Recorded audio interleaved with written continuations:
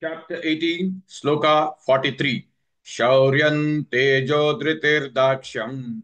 Shauryan tejo dhritirdakshyam. Shauryan tejo dhritirdakshyam. Yuddhe chapya palayanam. Yuddhe chapya palayanam. Yuddhe chapya palayanam. Shauryan tejo dhritirdakshyam.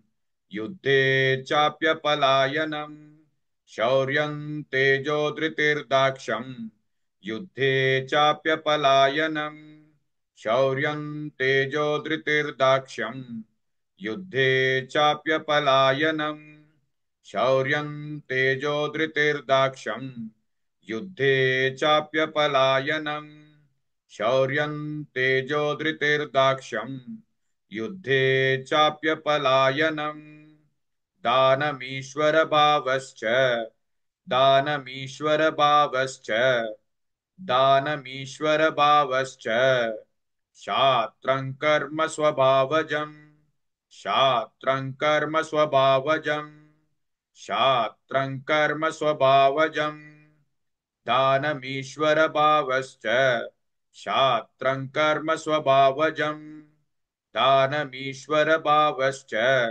शास्त्रं कर्म स्वभावजम् दानमीश्वरभावश्च शास्त्रं कर्म स्वभावजम् दानमीश्वरभावश्च शास्त्रं कर्म स्वभावजम् दानमीश्वरभावश्च शास्त्रं कर्म स्वभावजम् शौर्यं तेजो धृतिर्दाक्ष्यम् युद्धे चाप्यपलायनम् दानमीश्वरभावश्च शास्त्रं कर्म स्वभावजम्.